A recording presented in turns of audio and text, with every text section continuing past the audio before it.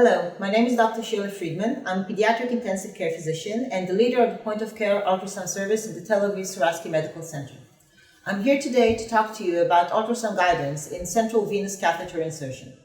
Over the last few years, it has become clear that central line venous insertion using ultrasound guidance is far safer for the patient and reduces adverse events during the central line insertion. We're going to talk about insertion of a central line to the right internal jugular vein, and we're going to demonstrate that step by step using a simulator system of the ultrasound. First thing, you need to choose the right patient, to put him in the right position, and then you need to adjust your ultrasound according to the depth and size of the same patient. So we have here the ultrasound. We have the ultrasound transducer. In the real life, it will be covered by a sterile drape over the transducer, but for the demonstration purposes, we're going to demonstrate without the sterile drape. Using ultrasound is an add-on to our basic knowledge of surface anatomy and the location of the veins.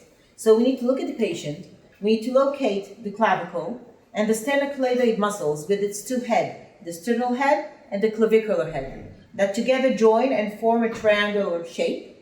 And the internal jugular vein along with the carotid artery actually are running within this triangular area. And the aim of the internal jugular vein is toward the ipsilateral nipple.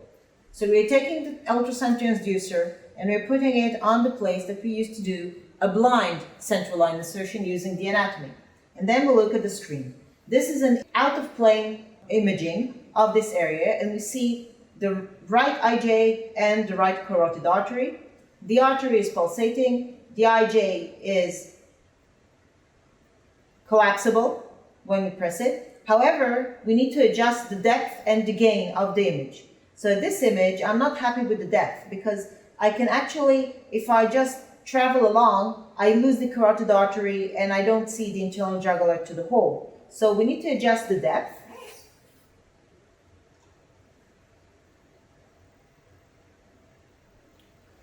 And that is better, that we can actually see the entire structure. On the top, you see the muscles. Underneath, you see the internal jugular and the carotid artery. And on the left of the screen, you see the thyroid.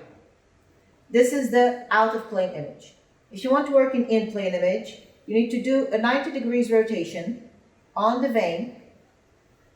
And then you can see the in-plane rotation.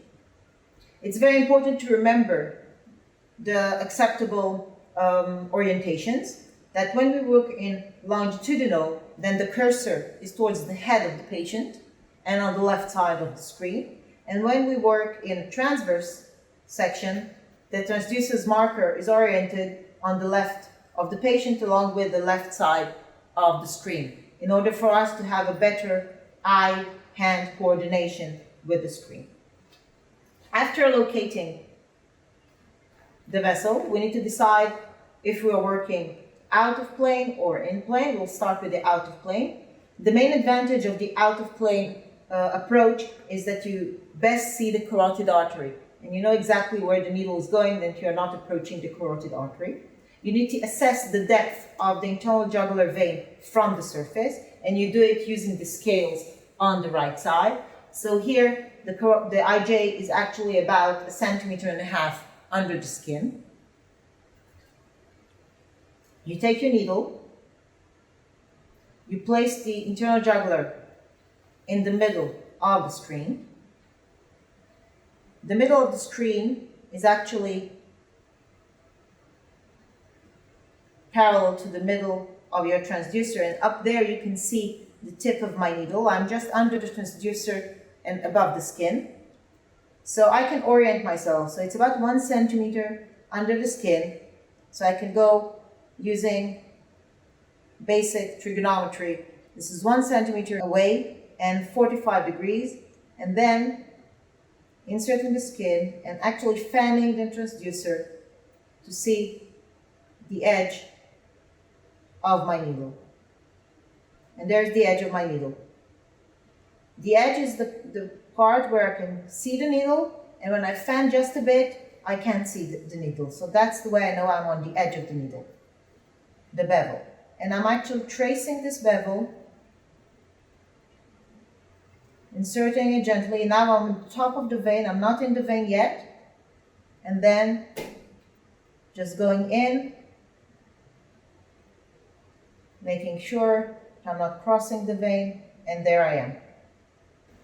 After reaching this position that we actually see the tip of the needle within the IJ, and we are freely withdrawing blood from the needle, the next step is to insert the guide wire. For that purpose, we need to let go of the transducer. We're fixating the needle, retracting, detaching the syringe,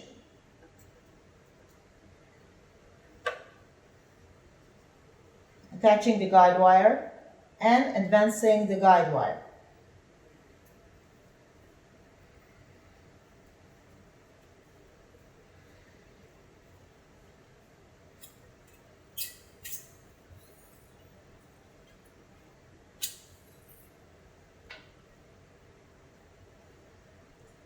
The next step is to make sure that the guide wire is within place.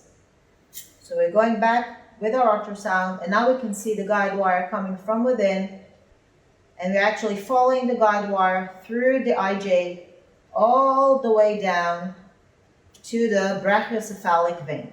There we go. Next step is to withdraw the needle, making sure the guide wire will not be withdrawn as well. Securing the guide wire, removing the needle,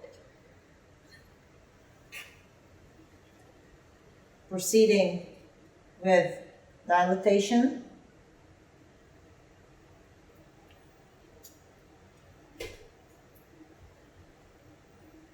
you need to do a cut through the skin, but we're not doing it as it is a model.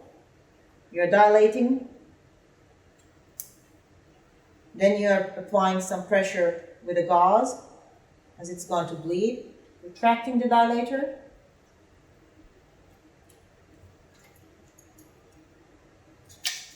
and then inserting the catheter itself. Make sure that you see the edge of the wire. This is extremely important. Going out of the edge of the distal lumen of the central line before you advance the central line into the patient.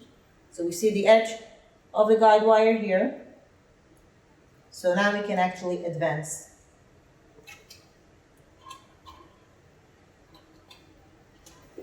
Now let's demonstrate the insertion in the in-plane section. So after identifying the right interojugular and the carotid artery, we're doing a 90 degrees rotation with the marker towards the head of the patient, and we are imaging the longitudinal section of the interojugular vein. We're taking the needle, inserting it from the middle of the transducer on the longitudinal plane, waiting to see it on the screen. As it approaches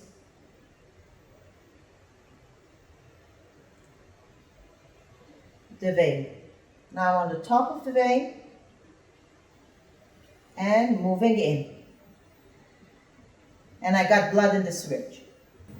Making sure you're drawing blood freely. Again, we need to leave the transducer, fixate the needle. We're detaching the syringe.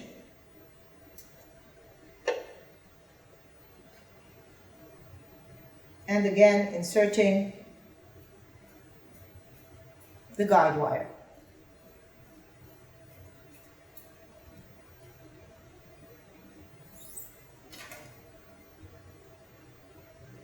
After inserting the guide wire, need to make sure that it's within place. Again, this is the transverse plane, outer plane, and now we can do 90 degrees rotation and see the wire going